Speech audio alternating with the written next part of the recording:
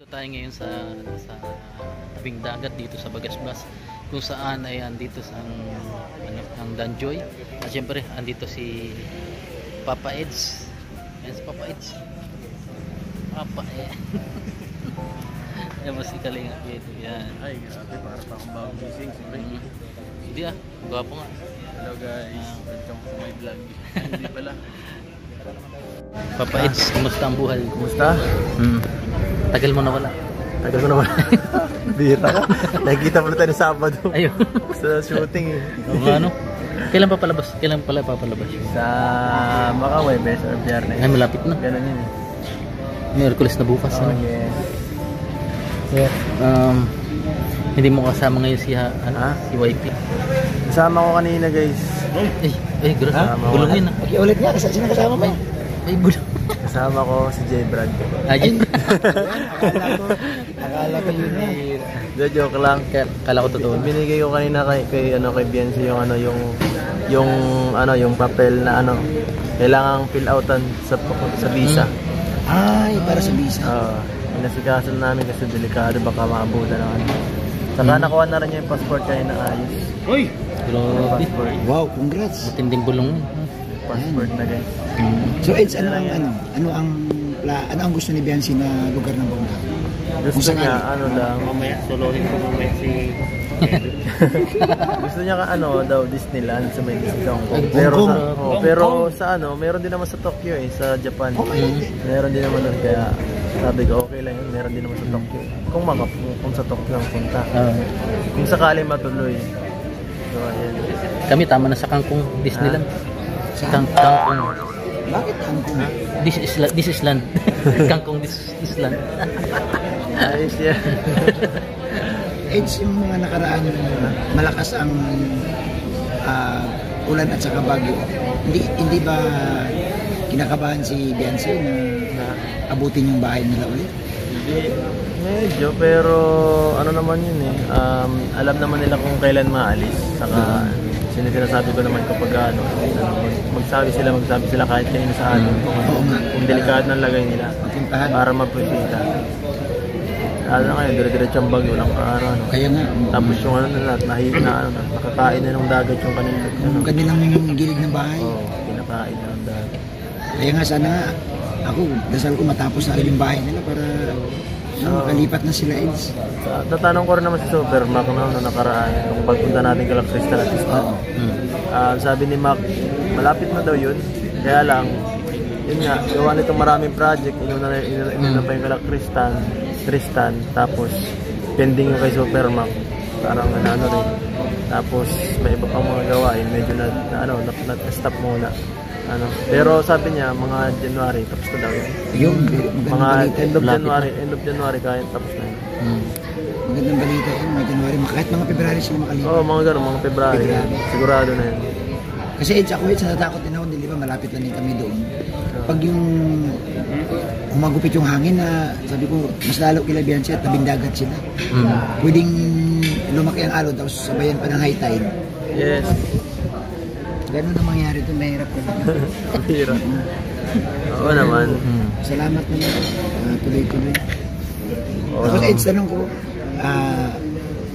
okay naman kay Biancy yung pag-akit natin sa Baguio sa birthday ni Kuya Bal? Okay naman. Sinanong ko kanina kung masama siya, sabi niya okay naman daw, wala namang problema. Mga isang linggo siguro tayo doon? Ilang araw lang. 5 lang. Friday, mga Merkulis. Balik agad Dami nag-aabang doon. Dami nag-aabang. May magkakaroon kasi tayo ng meet and greet. Ulit. Ay, sana. So, sabi daw, maulan daw. First time ko. Di sana nga, Eds, lumipas na tong Baguio. Or kung maaari man lang, kahit na masaya naman yung pag-akyat. Kahit nga kaso yung pambira, may karasunod na naman yung bagyo Yun na nga Yun low pressure na. Pero papunta dun pa north Yun nga delikado, maulan pa rin. Sa amin malakas, baha na sa amin. Kaya lang. Sa Tugigaraw, Cagayan Valley. Pero dati, ganda ng panahon ng pagpunta namin dun Oo, yung tayo pag-akyat. Sobrang ganda ng panahon nun. Malamig pa rin kahit maganda. Oo, sa bro doon kami sa... Pakulimlim lang, pero Sa Purple House tayo, ang ganda ng... Ikaw nag-drive na lang. Yun nga lang, malamig talaga. Siguro ngayon, kailangan na siguro, advice ni Ed si Biancy na magsuot ng yung makapal na jacket. Ay, Oo. hindi pa mo kayang-kaya pa ang lamig doon. Jacket lang yun. Hindi, kung ano, kung kahit yung tag-ulan. Malamig doon, December, January, February. December na. Labi. Papadan. Andiyan ka, Papadan. Ay, kamusta? Grabe, na-miss ko na kayo. Doon ako nakasama. Oo. Ay, sorry na. Tagal mo na wala. May store po. Okay lang yan, bro. Tagal mo na wala, Papadan. Ayan, Ayan po, si ready na sa Baguio. Eh, papunta sa Baguio. Ready na ako sa Baguio. Dadaya, ano na yan. Susuyurin natin ang Baguio. Eds, may tanong lang, Eds, no? May tanong yung mga viewers. Wala bang plano daw si Biancy mag-gym? Kasi yung ibang Kalingap English daw nag-gym na eh. Si Biancy may plano ba? Nag-usap pa kayo tungkol sa ganun? Yung healthy lifestyle? Actually dati, nag-gym kami noon. Dati. Itong bago magpalawan. Kaya baga na dati pa medyo nag-slim siya. Nung bago magpalawan, 1 buwan kami ng dire-diretso. Ay, galing. Pilit ko siya na magano kasi Gym kasi kailangan. saka ayaw rin niya masyado medyo nataba yung mukha niya. Eds, kung matuloy kayo sa Japan, pwede siguro mag-gym na rin ulit. Depende kung gusto niya kasi ako naman dire-diretso naman ang aking pagbubuhat eh. Basta magsabi lang siya na sige, pwede ako, madali ako kausap, pwede agad. Pwede ko agad siya samahan kahit kailan pagka walang pasok ganyan. Oo.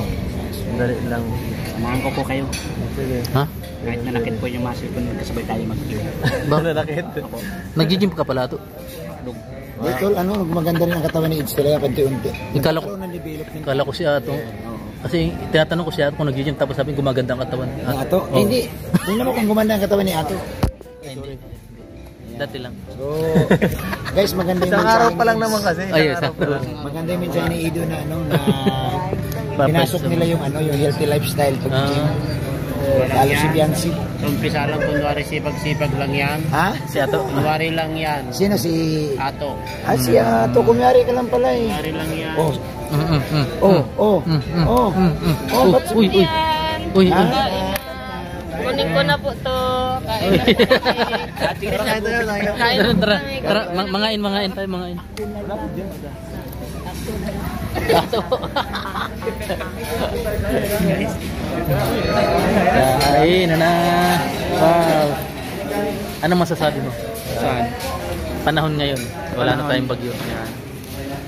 Wala na pong Ay, nakatutok. Salamat po. Tutukan. Salamat. Ayan po, kain. Ba't ganyan? Yan o. Oh. 1, 2, 3, go.